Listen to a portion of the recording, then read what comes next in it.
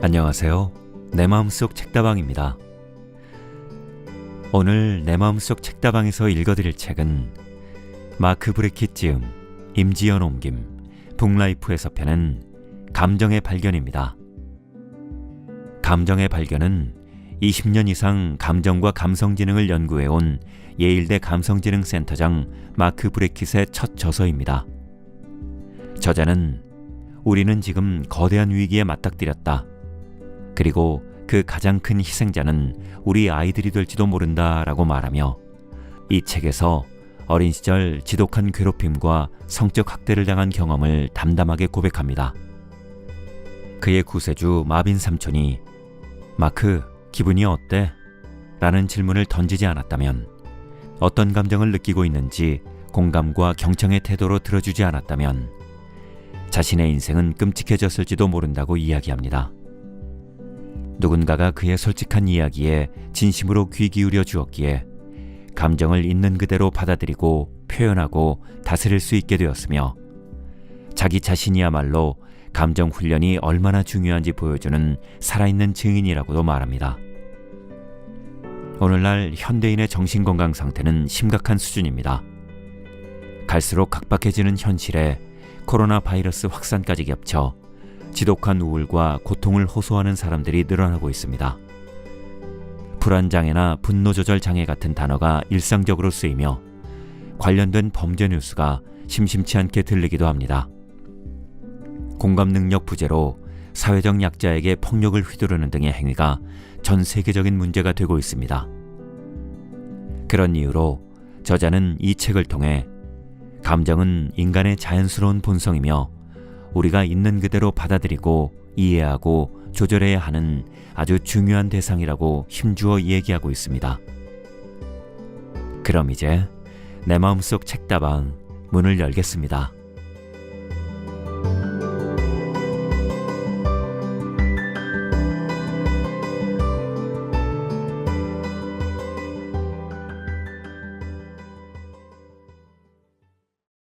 감정의 발견, 마크 브레킷 지음, 임지연 옮김. 제1부. 우리에게는 감정을 표현할 자유가 있다.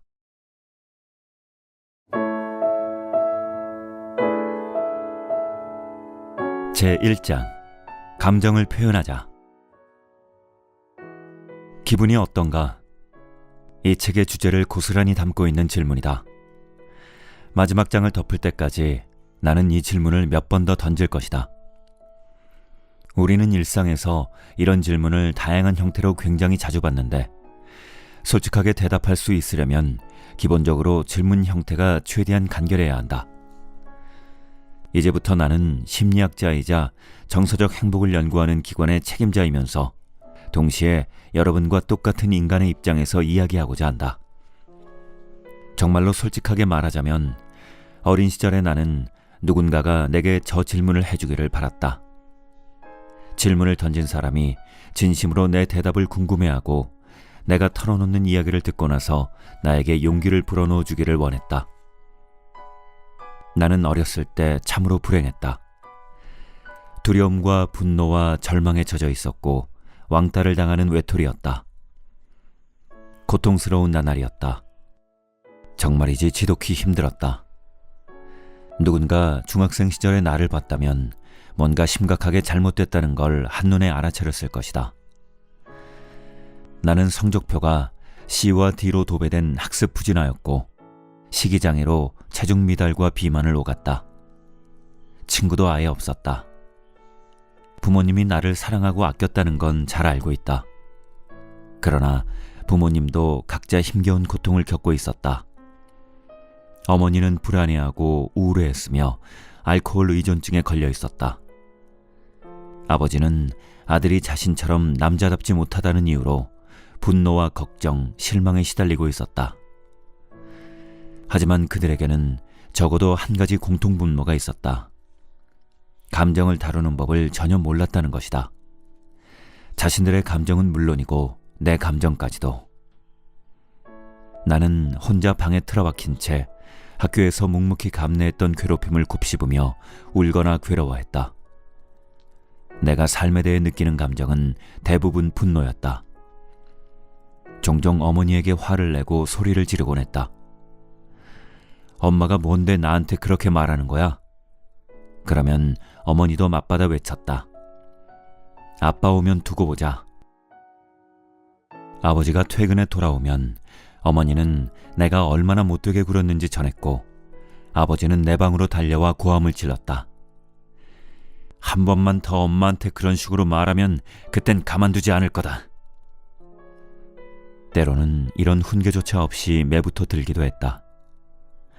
그러면 어머니가 불쑥 끼어들었고 두 사람은 아버지의 훈육 방법을 놓고 언쟁을 벌였다. 그러다 마침내 아버지가 물러나면 어머니가 내 방에 들어와 나를 다독였다. 마크, 이번엔 내가 너를 구해줬지만... 의아했다. 대체 무엇으로부터 나를 구해줬다는 거지? 그럴 의도는 아니었겠지만 이런 경험을 통해 그들은 내게 큰 가르침을 주었다. 감정을 드러내면 안 된다. 부모님에게 내 감정을 절대 표현해서는 안 된다. 이 교훈은 상황을 더욱 악화시켰다. 어느 날 나는 부모님에게 끔찍한 비밀을 털어놓았다. 우리 가족의 친구였던 이웃이 나를 성적으로 학대했다는 사실을 알게 된 아버지는 지하실에 있던 야구 배트로 그 남자를 때려 죽이려 했고, 어머니는 신경쇠약으로 쓰러질 지경이 되었다. 경찰이 그 이웃을 체포했고 내가 무슨 일을 당했는지 온 동네에 금세 소문이 났다. 그 학대범이 10명이 넘는 아이들에게 같은 만행을 저질렀다는 사실도 드러났다. 내가 나서서 이 끔찍한 악몽을 폭로한 걸 모두 반겼을 거라고 생각하는가? 아니, 틀렸다. 나는 곧 외톨이가 되었다. 어른들은 하나같이 아이들에게 나와 가까이 지내지 말라고 했다. 따돌림은 더 심해졌다. 부모님은 그제야 내가 끊임없이 감정적으로 무너지는 원인을 깨달았다. 나쁜 성적, 폭식증, 관계단절, 절망, 분노의 이유를. 그리고 비슷한 난관에 봉착한 사람들과 마찬가지로 반응했다. 망치로 맞은 듯 큰 충격에 빠져 아무 대처도 하지 못한 것이다. 부모님은 문제의 심각성을 정확히 인지하진 못했지만 내게 상담 치료가 필요하다는 사실 정도는 알고 있었다. 그러나 그들은 각자 자신의 문제에 압도되어 그저 버텨내기에 급급했던 나머지 다른 사람의 감정을 살필 수가 없었다. 그들은 내가 보낸 신호를 놓쳤거나 무시했다. 어쩌면 내 학교 생활이나 동네 친구들과의 관계에 대해 자세히 묻지 않는 것이 속 편해지는 길이라고 생각했을지도 모른다. 자신들이 알게 될 진실이 두려웠을 수도 있다. 일단 알고 나면 뭔가 조치를 취해야 한다는 점이 부담스러웠을 것이다. 조부모님이 내 부모님의 감정을 진심으로 궁금해했다면, 감정을 다루는 법과 문제 상황에 대처하는 법을 가르쳐줬다면 내 어린 시절은 굉장히 달라졌을 것이다. 부모님이 내 고통을 이해하고 적절한 도움을 줄 수 있었을 테니 말이다. 하지만 그런 일은 일어나지 않았다. 마치 당신의 이야기처럼 친숙하지 않은가? 이 분야에서 일하다 보면 나와 비슷한 어린 시절을 보낸 이들을 많이 만나게 된다. 그들은 불쾌한 감정을 드러내지도 인정하지도 않고 가슴속 깊이 묻어버렸다. 저마다 사연은 조금씩 달랐다. 신체적 학대를 당한 사람도 있었고 무시당하거나 외면당한 사람도 있었다. 감정적 학대를 감내해야 했던 사람, 자녀를 통해 대리만족을 구하려는 부모 때문에 숨막히는 시간을 보낸 사람도 있었다. 알코올 의존이나 약물 의존에 빠진 부모가 자녀를 방치한 사례도 있었다. 상황은 다양하지만 벌어진 일은 결국 비슷하다. 극적인 사연이랄 것이 거의 없는 사람들의 경우도 마찬가지다. 가족 중에 감정을 이야기하거나 다루는 법을 배운 사람이 아무도 없어서 감정 문제가 늘 무시되는 가정에서 자란 사람들이다. 그들은 자신의 감정을 다른 사람이 중요하게 여기지 않는다고 해서 삶을 비관할 필요는 없다며 문제를 가볍게 넘겨버린다. 나 역시 그렇게 대응했다. 내 감정에 점점 무심해졌다. 마음을 닫아버린 것이다. 일종의 생존 전략이었다. 그때 기적이 일어났다. 구세주의 이름은 마빈. 정확히는 마빈 삼촌이었다. 마빈 삼촌은 어머니의 남동생으로 낮에는 교사로 일하고 밤과 주말에는 밴드 활동을 했다. 우리 가족은 친척들 사이에서 스타였던 그의 공연을 보러 뉴저지에서 캐치킬산까지 찾아갔다. 마빈 삼촌은 정말 특이한 사람이었다. 친척들 사이에서는 물론이고 내가 지금껏 알아온 모든 어른 중에서도 가장 독특한 사람이었다.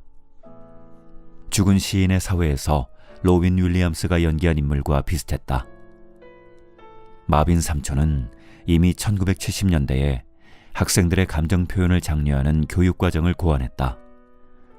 감성 능력이 학습과 인생의 질을 향상할 수 있다는 믿음에 기초한 것이었는데 삼촌은 그 믿음이야말로 교육 현장의 문제를 해결할 열쇠라고 생각했다. 삼촌이 정리한 내용을 소리내어 읽으면 나는 그것을 타이핑하는 조수 노릇을 했다. 그때 절망, 소외, 헌신, 의기양양함 같은 용어를 접하고 나에게도 그런 감정이 있다는 사실을 깨달았다. 어느 여름날 삼촌과 함께 뒷마당에 앉아 있는데 그가 내게 IQ 테스트를 해보자고 제안했다. 알고 보니 나는 처참한 학교 성적표가 주장하는 것에 비해 훨씬 똑똑한 아이였다. 삼촌은 내가 학교 폭력에 시달리고 성적 학대까지 당했으니 마음 깊은 곳에서 크나큰 혼란을 겪고 있지 않을까 생각했던 것 같다. 그는 어떤 어른도, 아니 어느 누구도 하지 않았던 질문을 했다. 마크, 기분이 어때? 이 한마디에 가슴속 감정의 뚝이 일시에 무너지고 경류가 쏟아졌다. 당시 겪고 있던 끔찍한 일들과 내가 느꼈던 감정들이 한꺼번에 나를 덮쳐왔다. 그 사소한 질문 하나가 내 인생을 바꿔놓았다. 중요한 건 질문 자체가 아니라 삼촌이 내게 질문한 방식이었다. 그 순간 나는 삼촌이 진심으로 내 대답을 궁금해한다는 느낌을 받았다. 삼촌은 내가 느끼는 감정을 섣불리 평가하지 않았다. 마음을 열고 공감하며 귀를 기울여 주었다. 내 감정을 해석하거나 설명하려 하지도 않았다. 그날 나는 정말 시원하게 속내를 털어놓았다. 전 친구가 없어요. 운동도 잘 못하는 뚱보예요. 학교에선 왕따고요. 흐느끼며 울부짖었다. 마빈 삼촌은 그저 들어주기만 했다. 내 말 한마디 한마디에 집중해 주었다. 삼촌은 방구석에만 틀어박혀 짜증과 반항을 일삼는, 다시 말해 주변을 불편하게 하는 나의 행동 이면에 심각한 문제가 있지 않을까 생각했던 유일한 사람이었다. 그는 누구도, 심지어 나조차도 인지하지 못했던 부분에 처음으로 초점을 맞췄다. 마빈 삼촌은 내게 마음껏 감정을 표현할 자유를 선사한 것이다.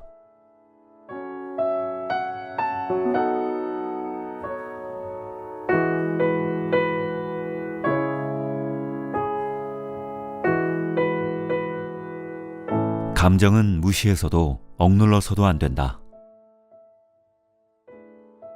이런 사정을 고려하면 내가 지난 25년간 감정에 관해 연구하고 글을 쓰고 세계를 돌아다니며 감정 표현에 대해 강연을 한 것은 당연한 결과라고 할 수 있다. 감정 표현 문제는 내 열정의 원천이자 평생의 과업이 되었다. 현재 나는 예일대 아동연구센터 교수이자 예일대 감성지능센터 설립이사로 재직 중이다. 이곳에서 나는 과학자와 의사로 구성된 팀을 이끌고 있는데 이들은 감정과 감성 능력을 연구하고 미취학 아동부터 CEO까지 전 연령대 사람들에게 감정을 풍부하게 표현하는 방법을 가르친다. 우리 센터의 목표는 감정의 힘을 이용해 더 건강하고 공정하며 혁신적이고 자비로운 사회를 만드는 데 일조하는 것이다. 매년 나는 교육자, 학생, 부모, 기업 임원, 사업가, 정치 지도자, 과학자, 의료인을 비롯해 전 세계 온갖 부류의 수많은 사람들을 대상으로 강연한다. 내가 전하는 메시지는 언제나 똑같다. 아무리 힘든 감정이라도 그 정체를 파악하고 표현하며 이를 제어할 수 있다면 긍정적이고 만족스럽게 살아갈 수 있다는 것이다. 나는 집단 상담을 할 때 바로 지금 느껴지는 감정이 뭔지 먼저 생각해 보라고 한다. 그런 다음 다른 이들과 공유해 보라고 한다. 이때 사람들의 반응을 살펴보면 굉장히 흥미롭다. 사람들은 감정 자체가 아니라 감정 공유를 어려워한다. 관찰 결과 많은 이들이 감정을 적절히 표현할 수 있는 단어를 찾지 못했다. 전체의 4분의 3가량이 감정을 드러내는 단어를 떠올리는데 어려움을 겪었다. 단어가 떠올라도 보통은 입 밖으로 내뱉지 못하고 더듬대면서 괜찮아요, 좋아요 같은 가장 무난한 표현으로 어물쩍 넘어가기 일쑤였다. 이쯤 되면 궁금해진다. 과연 나는 내 기분을 제대로 알고 있을까? 내 감정을 들여다봐도 될까? 배우자, 아이, 동료에게 이런 질문을 해본 적이 있던가? 시리, 구글 어시스턴트, 알렉사에게 묻기만 하면 즉시 답이 튀어나오는 요즘 같은 세상에서 우리는 더 이상 답을 찾기 위해 차분히 내면을 들여다보거나 서로의 마음을 살피며 잠시 숨을 고르지 않는다. 하지만 시리도 모든 것을 알지는 못한다. 어째서 당신의 아이가 절망하거나 신이 났는지, 어째서 당신이 중요하게 여겼던 사람이 최근에는 그렇게 느껴지지 않는지, 당신이 왜 만성적인 가벼운 불안증을 떨쳐내지 못하는지 구글 검색으로는 알아낼 수 없다. 감정 표현이 불편하고 어색한 건 당연하다. 긍정적인 감정도 그렇지만 슬픔, 분노, 두려움, 거부당한 상처 같은 불쾌한 감정의 경우에는 더욱 그렇다. 그 모든 감정이 자신의 약점과 직결되는데 어느 누가 드러내고 싶어 할까? 약점을 감춰 자신을 보호하려는 본능은 자연스러운 것이다. 야생동물조차 그렇게 한다. 그야말로 자기보호 본능인 셈이다. 우리는 이런 질문을 하루에도 몇 번씩 주고받는다. 잘 지내? 어떻게 지내? 요즘 어때? 의례적인 질문이란 걸 잘 알기에 대부분 자신의 내면을 들여다보지 않고 반사적으로 비슷한 대답을 한다. 잘 있지. 넌 어때? 별일 없어. 엄청 바빠. 이런 대답이 자동으로 튀어나오는데 단 1초도 걸리지 않는다. 이 질문은 인간의 가장 큰 역설 가운데 하나를 잘 보여준다. 어떻게 지내? 라는 질문을 다양한 형태로 몇 번이고 묻는다는 것은 이 문제를 그만큼 중요하게 여긴다는 뜻이다. 하지만 누구도 솔직한 대답을 기대하거나 요구하지 않으며 그렇게 답하지도 않는다. 상상해보자. 스타벅스 바리스타처럼 약간 안면이 있는 사람이 안녕하세요? 잘 지내세요? 라고 물었을 때 정색하고 5분가량 구구절절 이야기를 늘어놓는다면 어떻게 될까? 진짜 속내를 털어놓아 보는 것이다. 그러면 상대가 당신에게 그 질문을 다시 던지기까지 분명 아주 오랜 시간이 흘러야 할 것이다. 기꺼이 기분을 살펴주려는 호의와 솔직히 대답하기 꺼려지는 마음 사이에는 큰 괴리가 있는데 여기에 매우 중요한 시사점이 있다. 누구나 잘 알고 있듯이 신체적 건강을 제외하면 감정 상태를 어떻게 유지하는가가 삶에서 가장 중요한 문제이다. 감정은 모든 것을 지배한다. 온갖 부분에 구석구석 영향을 미친다. 우리는 감정을 다룰 때면 항상 조심스러워한다. 내면 세계는 우리 자신에게도 미지의 영역이며 섣불리 탐색하기에는 위험 부담이 큰 공간이다. 삶은 슬픔, 실망, 불안, 짜증, 열정, 평온함 같은 감정으로 가득 차 있다. 이런 감정이 불편할 때도 적지 않다. 그렇지 않아도 바쁜 삶을 방해하거나 구속하기 때문에 우리는 감정을 무시하려 안간힘을 쓴다. 이런 분위기가 사회 곳곳에 만연하다. 미국을 건국한 청교도들의 경직된 윗입술부터 학교 운동장에서 강조되는 참고 견디라 정신에 이르기까지 광범위하게 퍼져 있다. 물론 우리는 감정을 중시하고 존중해야 한다고 생각한다. 하지만 동시에 감정이 직장, 가정, 그 밖의 모든 곳에서 갈등을 일으키며 생산성을 떨어뜨린다고 여긴다. 1980년대까지 대부분의 심리학자는 감정을 불필요한 소음, 쓸모없는 잡음 정도라고 보았다. 감정이 인간을 무기력하게 만들어 목표 달성을 방해한다는 견해가 대세였다. 그 결과 우리는 이런 메시지를 주입받으며 자라났다. 감정에 신경 쓰지 마. 내면에 집중해선 안 돼. 감상 따윈 버려. 앞으로 나아가야 해. 하지만 역설적이게도 감정은 무시하거나 억누르면 오히려 더 강해진다. 강렬한 감정은 우리가 원하든 원치 않든 모든 것을 악으로 물들이는 어둠의 힘이 되어 내면에 단단히 자리 잡는다. 감정은 무시한다고 해서 제풀에 사라지지 않는다. 저절로 해소되지도 않는다. 언젠가 갚아야 하는 빚처럼 차곡차곡 쌓일 따름이다. 비단 불쾌한 감정에만 해당하는 이야기가 아니다. 우리는 좋은 일이 있을 때도 기분을 제대로 파악하지 못한다. 그저 그 감정을 즐길 뿐 깊이 살펴보지 않는다. 이 역시 잘못된 일이다. 앞으로 살아가면서 긍정적인 선택을 하기 위해서는 무엇이 자신을 행복하게 하는지, 그 이유는 무엇인지 알아야 한다.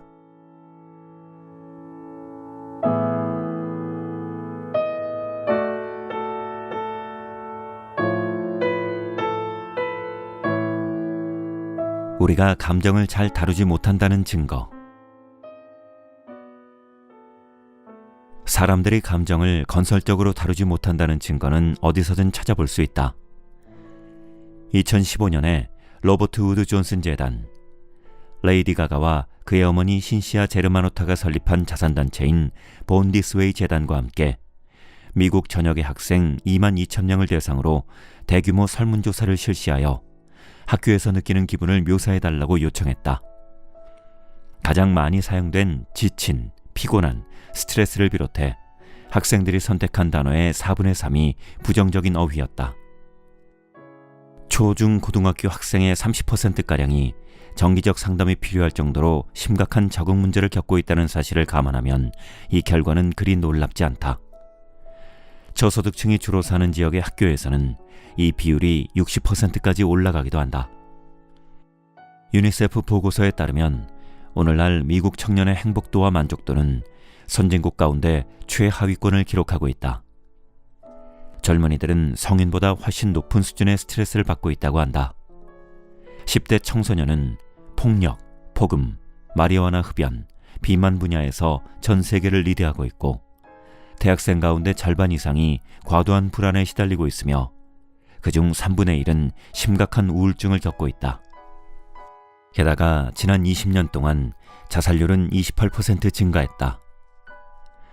지쳐있고 피곤해하고 스트레스에 시달리는 아이들이 어떻게 제대로 생각할 수 있을까? 불안에 휩싸여 있는데 어떻게 새로운 정보를 받아들일 수 있을까? 그런 마음으로 공부에 집중할 수 있을까? 호기심을 품고 배움을 추구하려는 의욕이 솟아날까? 학교의 정서적 분위기가 얼마나 중요한지 보여주는 이야기를 하나 소개한다. 한 대도시의 교육감이 어느 날 현장 시찰에 나섰다. 교장과 함께 학교를 둘러보던 중 교실로 가던 여학생을 만나 인사를 건네며 이야기를 나눠보려고 했다. 하지만 그 여학생은 교육감을 본체만 채 했다. 저한테 인사할 생각이 없는 것 같네요. 교육감이 내게 말했다. 잠깐 어색한 침묵이 흐른 뒤 그 여학생은 고개를 숙인 채 가던 길을 계속 갔다. 분명 학생들은 복도 가운데 그려진 흰선을 따라서만 걸어야 한다고 배웠을 것이다. 선을 넘어 나에게 다가와 이야기하면 규칙을 어기게 되나 보군요. 교육감이 말했다. 두 사람의 대화가 어떻게 진행되었을지는 영영 알 수 없게 되었다. 인간관계를 맺으려는 학생과 교육자 사이의 자연스러운 본능이 질서를 지켜야 한다는 규칙에 의해 억눌리고 말았다. 한 번의 대화로 어떤 일이 일어나기나 할까? 복도에서 나눈 가벼운 대화 몇 마디로? 아마 그럴 가능성은 거의 없을 것이다. 하지만 과거에 나와 비슷한 상황에 처해본 사람이라면, 어떤 어른도 당신의 이야기에 귀 기울이지 않아 안개 속에서 홀로 헤매야 했던 사람이라면, 진심 어린 사소한 말 한마디가 마음을 울릴 수 있다는 사실을 잘 알고 있을 것이다. 감정을 억누르고 있는 건 비단 학생만이 아니다. 그들을 가르치는 교사들도 비슷하지 않을까?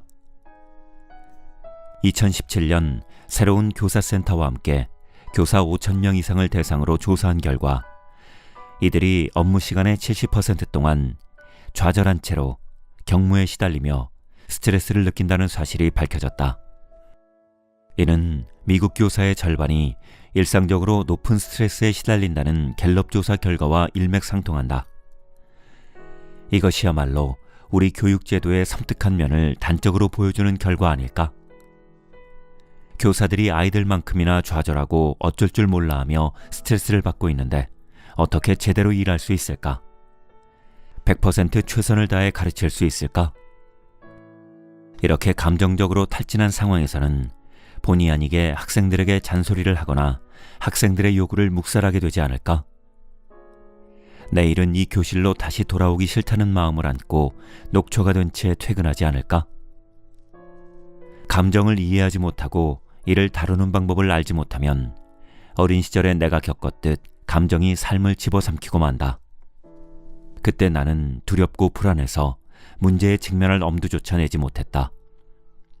마치 마비된 듯 아무것도 할 수 없었다. 이제는 그 이유가 과학적으로 밝혀졌다. 누군가가 내게 감정을 표현할 기술을 가르쳐줬더라면, 하다못해 그런 기술이 있다라는 점만이라도 말해줬더라면 제대로 대처할 수 있었을 것이다. 하지만 당시에는 그저 참고 견딜 수밖에 없었다. 강연 중에 나는 오늘날 많은 어린이들이 심각한 위기에 빠져 있다는 이야기를 꺼내곤 한다. 그러면 질문이라기보다는 의견에 가까운 이런 말을 던지는 사람이 을에 나타난다. 요즘 애들이 이전 세대보다 강단도 없고 윤리의식도 부족하다고 생각하지는 않나요? 해를 거듭할수록 이런 질문에 더 현명하게 대처할 수 있게 되었다. 예전에는 그런 발언을 들으면 짜증이 치솟았다. 마치 우월감을 과시하며 희생자를 비난할 핑계를 찾으려는 것 같았다. 이제는 무책임한 언사라는 생각이 든다. 요즘 아이들이 아니 이전 세대보다 감정적으로 훨씬 유약하다고 치자. 그리고 옛날 아이들이 요즘 아이들만큼, 아니 어쩌면 그보다 더 힘들었지만 고난에 맞서 그것을 극복해냈다고 하자. 그래서 어쩌란 말인가? 최선을 다해 아이들을 도와야 한다는 책임감을 버리라는 뜻인가? 아이들이 작은 도움이라도 요청하면 묻지도 따지지도 말고 손을 내밀어야 하지 않을까? 만약 요즘 아이들에게 지원이 더 많이 필요하다면 그렇게 된 이유는 뭘까? 우리의 양육 방식 때문은 아닐까? 오래지 않은 지난날, 아이들이 심각한 결핍에 괴로워하던 시절이 있었다. 이에 대한 국가의 대응책은 오늘날 귀감이 될 만하다. 제2차 세계대전이 한창이던 1945년, 전직 교사였던 루이스 B. 허시 장군은 육군 징집병의 절반가량이 영양실조에 시달리고 있어 돌려보냈다고 하원에서 증언했다. 그는 징병 책임자로서 이 상황의 면면을 정확히 인지하고 있었다. 영양 부족, 영양실조를 겪는 미국 젊은이들은 전쟁에 투입되기에 부적합하다는 사실을 깨달은 것이다. 하원은 젊은 세대의 무기력함을 비난하는 성명서를 발표하는 대신 초당적 법안을 통과시켰다. 바로 학교급식법이다. 다시 말해 우리 아이들을 잘 먹이자는 것이었다.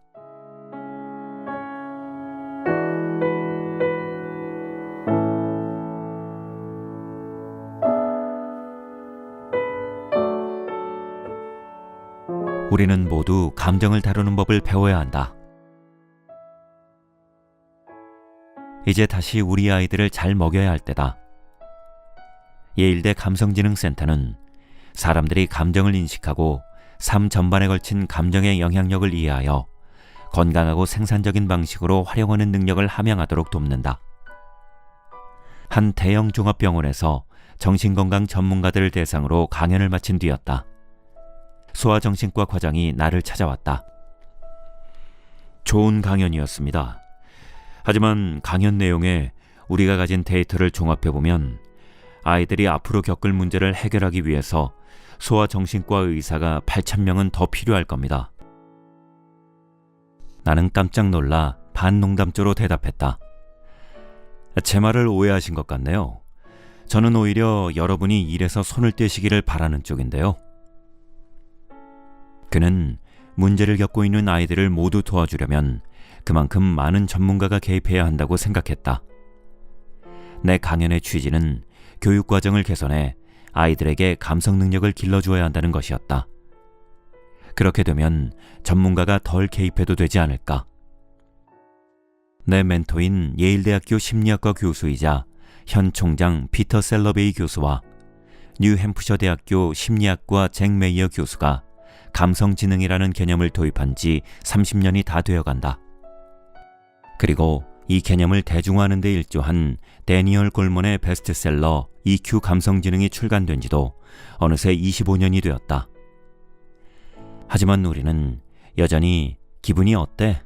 같은 가장 근본적인 질문과 씨름하고 있다. 감정은 일종의 정보이다.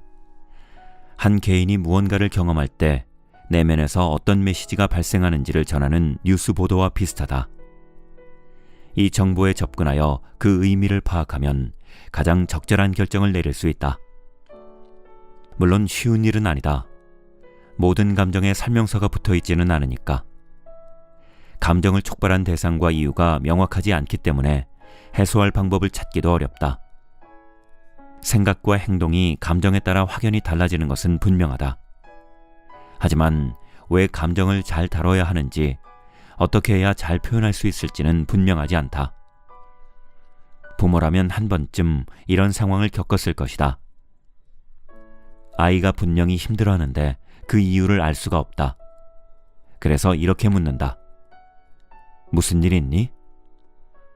하지만 아이들은 왜 힘든지 말하지 않는다. 어쩌면 아이는 뭐가 문제인지조차 모를 수도 있다. 일례를 살펴보자. 우리는 가끔 아무 이유 없이도 또는 도통 납득하기 어려운 상황에서도 분노가 일어난다고 본다. 하지만 거의 대부분의 경우에 분노는 불공정한 취급을 당했다고 느낄 때 나타난다. 크든 작든 부당한 일을 겪으면 화가 나기 마련이다. 줄 서서 기다리고 있는데 누군가가 새치기를 하면 짜증이 난다. 당신이 승진 대상자였는데 사장 조카가 그 자리를 차지하면 격분한다. 두 사건은 언뜻 달라 보이지만 기본적으로는 똑같은 역학작용의 결과이다. 자신의 감정이든 다른 사람의 감정이든 상관없이 화를 잘 다스리지 못하는 사람들이 많다. 성난 아이를 대할 때 부모나 교사가 제일 먼저 하는 행동은 주로 규칙을 들먹이며 아이를 위협하는 것이다. 소리를 지르거나 버릇없는 말을 하거나 발을 구르는 행동을 그치지 않으면 구석에서 벌을 서라고 하거나 아이 방으로 보내거나 아이가 좋아하는 일을 하지 못하게 하는 식으로 말이다. 화난 사람이 어른일 때도 대응은 별반 다르지 않다. 우선 자리를 피한다. 상대의 말에 공감하지도 귀 기울이지도 않는다. 공격당한다고 느끼기 때문에 상대가 전하는 정보를 받아들이지 못한다. 하지만 분노는 중요한 메시지이다. 부당함을 해결하면 분노는 사라진다. 더 이상 화낼 필요가 없기 때문이다. 해결하지 못하면 겉으로는 누그러진 듯 보일지 몰라도 속으로 굶어버릴 것이다. 감정 앞에서 막막해하는 우리에게는 다행스럽게도 감정을 과학적으로 이해할 수 있는 길이 열렸다. 감정은 더 이상 직관이나 의견, 직감의 영역으로 치부되지 않는다. 인간은 다른 사람의 감정과 그 발생 이유를 알아차릴 수 있는 재능을 타고나지 못했다. 그렇기 때문에 우리는 모두 감정을 다루는 법을 배워야 한다. 나 또한 예외는 아니었다. 감정의 과학에도 다른 과학과 마찬가지로 발견 과정, 즉 조사 방법이 있다. 30년에 걸친 연구와 실행 끝에 우리 센터는 일명 감정과학자가 되는데 필요한 능력을 찾아냈다. 그 5가지 능력은 다음과 같다. 겉으로 드러나는 생각, 느낌, 말의 내용뿐 아니라 표정, 몸짓, 어조를 비롯한 비언어적 신호를 통해서도 자신과 타인의 감정을 인식할 수 있다. 감정 자체와 감정의 근원을 파악하고 그것이 행동에 어떻게 영향을 미치는지 이해할 수 있다.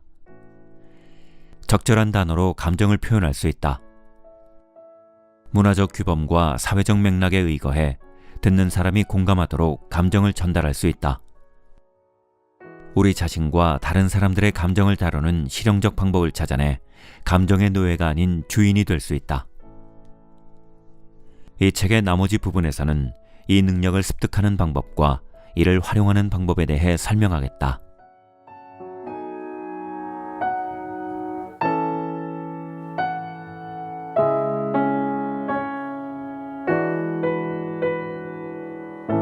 감성 능력의 중요성을 널리 공유해야 하는 이유.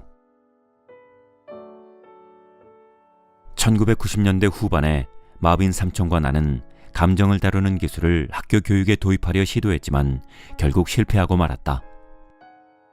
처음에 우리는 아이들만을 대상으로 했다. 그런데 일부 교사들이 거부감을 드러냈다. 어떤 교사는 아이들에게 불안을 가르친다는 게 껄끄러워요 라고 말했다. 나라면 아이들의 감정 표현이라는 판도라의 상자를 열지 않을 거예요 라고 말하는 교사도 있었다. 교사들이 감성 능력의 중요성을 믿지 못한다면 그들이 아무리 관련 내용을 가르쳐 보아야 효과가 없을 터였다. 그래서 마빈 삼촌과 나는 다른 예일대 동료들과 함께 처음부터 다시 시작했다. 아이들이 변화하려면 교사들이 먼저 감성 능력의 중요성을 이해해야만 했다. 곧이어 우리는 교육위원회, 교육감, 교장 등 각 조직 최고위층이 적극적으로 지원해준다면 학교 시스템을 전면 개편할 수 있다는 사실을 깨달았다. 감성 능력이 얼마나 중요한지 널리 공유할 필요가 있다. 자신과 주변의 모든 사람에게 감정이 어떻게 영향을 미치는지 학생들뿐 아니라 우리 어른들부터 깨달아야 한다. 그리고 스스로 감성 능력을 발전시켜 긍정적인 본보기가 되어야 한다. 교육자와 부모는 아이들에게 감성 능력을 가르치기에 앞서 자신의 감정을 파악하고 이야기하고 조절할 수 있다는 사실을 몸소 보여줘야 한다. 우리가 진행한 학교 현장 조사 결과를 보면 감정 표현이 능숙한 교사가 담당하는 학생들이 덜 산만하고 집중력이 높아 학업에서 좋은 성과를 보인다는 사실을 확인할 수 있다. 감성 능력이 발달한 교장이 있는 학교에서는 교사들의 스트레스가 낮고 업무 만족도가 높다. 감성 능력이 뛰어난 부모 밑에서 자란 아이들은 자신의 감정을 더 잘 규명하고 조절한다. 한 세대의 아이들이 감성 능력을 갖춘 어른으로 자라난다면 문화 전반의 변화가 일어나 더 나은 사회를 만들 수 있을 것이다. 하지만 감성 능력을 배우고 감정에 대응하는 방식을 개선한다고 해서 일순간에 행복한 일상을 누리게 되지는 않는다. 영원한 행복은 우리가 추구하는 목표가 아니며 실현 가능하지도 않다. 우리에게 필요한 것은 더 나은 삶을 살고 현명한 판단을 내리며 의미 있는 관계를 맺고 자신의 잠재력을 깨달을 수 있는 능력이다. 이러한 능력을 기르려면 유쾌한 기분과 불쾌한 기분을 마음대로 조절해 모든 감정을 경험하고 표현할 수 있어야 한다. 우리 모두 함께 시작해야 할 일이다. 당신이 부모라면 한번 자문해보자. 아이가 길렀으면 하는 능력은 무엇인가? 수학 실력, 과학 지식, 운동 능력? 아니면 자신감, 따뜻한 마음, 목적의식, 건강하고 지속적인 관계를 맺을 지혜? 기업 컨설팅을 진행할 때면 기업가들은 하나같이 책임감을 갖고 끈기 있게 일하며 조직의 일원으로 제 몫을 다하는 친화력 좋은 직원을 찾는다고 한다. 기술적 능력이나 전문 지식이 아닌 감성적 자질을 최우선으로 여긴다는 의미이다. 랜드 연구소의 어느 동료가 말했듯 오늘날에는 기술 발전 속도가 매우 빠르기 때문에 기업은 누군가가 현재 어떤 기술을 지니고 있는가를 채용 기준으로 삼지 않는다. 그 대신 사고가 유연하고 새로운 아이디어를 제시하며 조직의 협력을 독려하고 팀을 관리하고 이끌 수 있는 사람을 찾는다. 이런 능력을 가진 사람을 보고 따라하면서 서서히 체득할 수도 있다. 하지만 대부분의 기술은 본격적으로 배워야 한다. 그리고 지역사회 안에서 배우는 것이 가장 효과적이다. 감성 능력은 개인적이면서도 상호적이다. 개인에게도 유용하지만 공동체 속에서 활용할 때 큰 가치를 발휘한다. 이에 따라 그 효과를 극대화할 수 있는 네트워크가 출현하게 된다. 나는 이 과정을 실제로 목격하고 있다.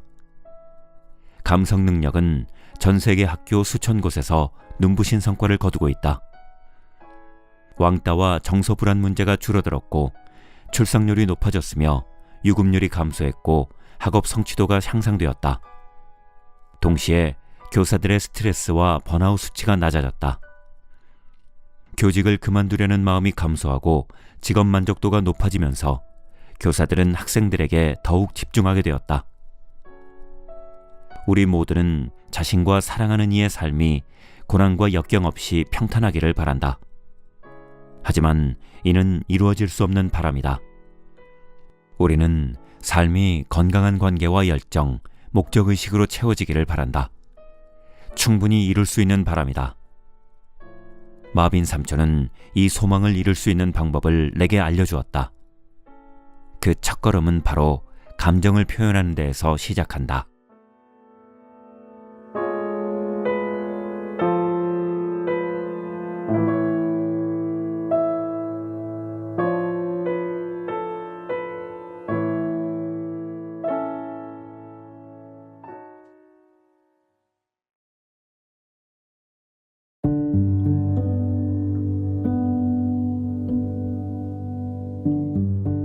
이제 내 마음속 책다방 마칠 시간이 되었네요.